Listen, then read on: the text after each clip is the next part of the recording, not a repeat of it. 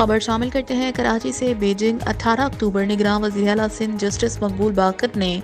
سی pack یونیٹو کے تیسرے belt and road forum کی تقریب سے خطاب کرتے ہوئے کہا کہ $2 بلین کی لاگت سے کراچی سرکولر ریلوے صرف ٹریکس اور اسٹیشنوں کا قیام نہیں بلکہ اس کا بنیادی مقصد تجارت و صنعت کو زیادہ سے زیادہ فروغ دینا ہے اور روزگار کے پائیدار مواقع پیدا کرنے کے لیے رابطوں کے ذرائع کو مزید مؤثر بنانا ہے۔ معاشی فوائد کو کراچی سے پاکستان کے اہم ترین شہروں تک لے جانا ہے۔ یہ بات انہوں نے بیجنگ کے نیشنل کنونشن سینٹر میں منعقدہ تیسرے بیلٹ اینڈ روڈ فورم برائے بین الاقوامی تعاون سے خطاب کرتے ہوئے کہی۔ ابتدا میں نگراں وزیر اعلیٰ سندھ نے چین کے صدر مسٹر شی جن پنگ کی جانب سے ایک پائیدار پلیٹ فارم کی فراہمی پر ان کا شکریہ ادا کیا۔ جسٹس باقر نے کہا کہ دی بیلٹ اینڈ روڈ کوآپریشن ایک وسیع اور جامع منصوبہ ہے جس سے قوموں کے درمیان تجارتی رابطوں اور ایک دوسرے کے ساتھ تعاون بڑھانے کے طریقہ کار میں جدت آئی ہے، جو ایشیا، یورپ اور افریقن براعظموں کی ریاستوں کے ساتھ مل کر شہروں کی وسیع تر ترقی کے حوالے سے چینی قیادت کے پائیدار عزم کی عکاسی کرتا ہے۔ نگران وزیر اعلیٰ سندھ نے کہا کہ بیلٹ اینڈ روڈ کوآپریشن دنیا بھر میں بنیادی ڈھانچے کی ترقی، پائیدار تجارت، عوام کے درمیان تعلقات، اقتصادی ترقی، علاقائی انضمام، ثقافتی تبادلے اور ماحولیاتی استحکام کو فروغ دینے کی کوشش ہے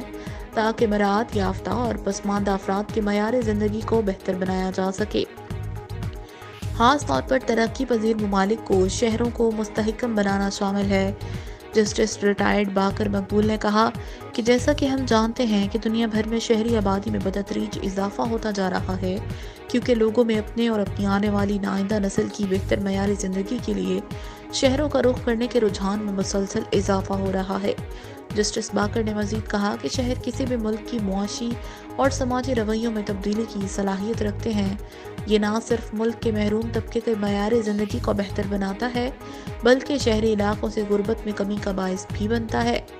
اور اگر اسے مناسب انتظام و مناسب وسائل کی فراہمی نہ کی جائے تو یہ شہری غربت اور تباہ شدہ انفراسٹرکچر کا باعث بھی بن سکتا ہے۔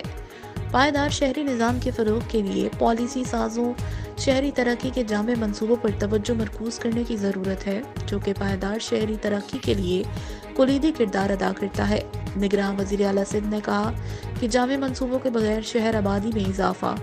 معاشروں کے لیے خطرات کا باعث بن سکتا ہے اور آبادی کا بنا کسی منصوبے کے نئے شہری علاقوں کی طرف بڑھنا سماجی غربت کو جنم دے سکتا ہے۔ انہوں نے مزید کہا کہ ان حکومت سیفٹی، کارکردگی اور پائیداری کے اعلیٰ ترین معیارات پر عمل کرتے ہوئے اس منصوبے کی بغیر کسی رکاوٹ کے نفاذ کو یقینی بنانے کے لیے پرعزم ہے۔